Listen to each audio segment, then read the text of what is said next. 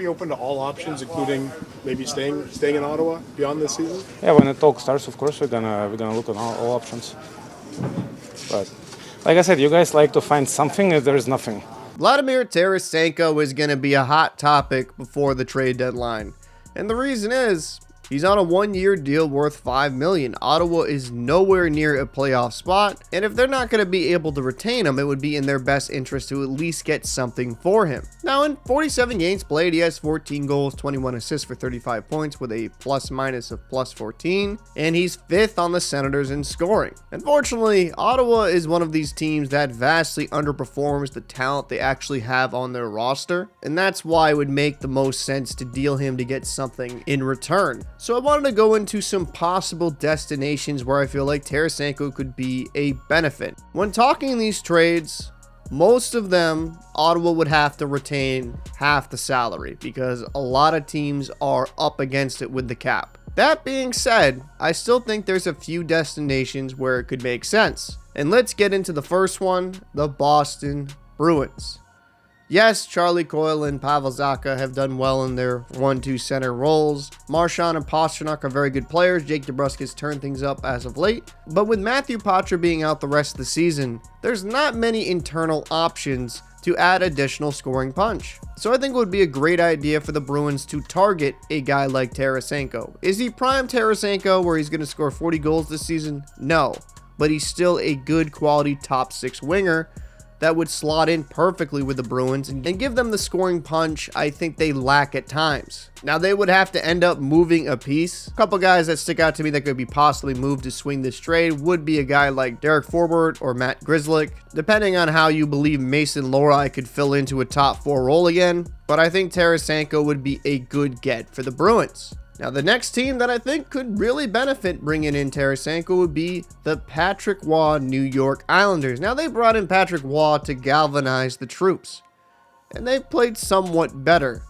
They have a very good D-core, great goaltending. They don't have a top-tier offense. Yes, you have Bo Horvat and Matthew Barzal, Brock Nelson, and some good quality pieces like Palmieri and Lee. If you brought Tarasenko into the fold, he would slot in very nicely in a top 6 role and give the Islanders the offense that they need. They're not too far back from a wild card spot, so why not try to acquire a piece that could help you make the playoffs and who knows, maybe a deep run.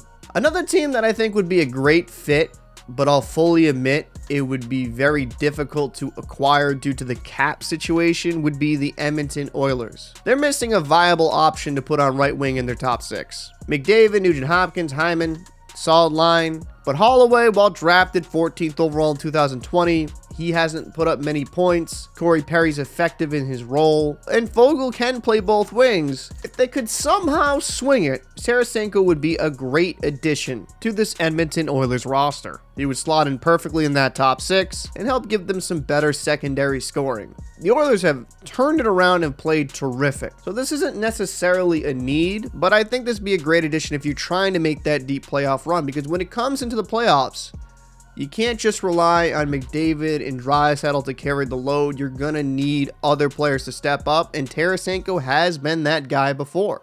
And this last team on my list, it would be him going back home to the St. Louis Blues. Now, I know this probably won't happen, and it'd be a cool storyline. The St. Louis Blues are battling for a wild card spot in the Western Conference. They're currently in the 2nd spot, but it's very competitive. The Blues have a solid top line, but bringing in a guy like Tarasenko, who already has experience in that market, who would automatically become your 3rd leading scorer, would help the Blues tremendously on offense. Does it happen? Probably not, but I'll fully admit, it'd be kind of a cool story to see him go back home. Now, there's some other teams I thought about in this video, but with the players they can move, the cap space available, I think these would be the most realistic. But who knows? I'd like to know your thoughts down below in the comment section. What team do you believe Vladimir Tarasenko should go to at the trade deadline? Or do you believe he should just stick with Ottawa to the rest of the season and see how the offseason plays out? Let me know your thoughts down below in the comment section. I'm Paul for the Locker Room. I'll see you in the next one.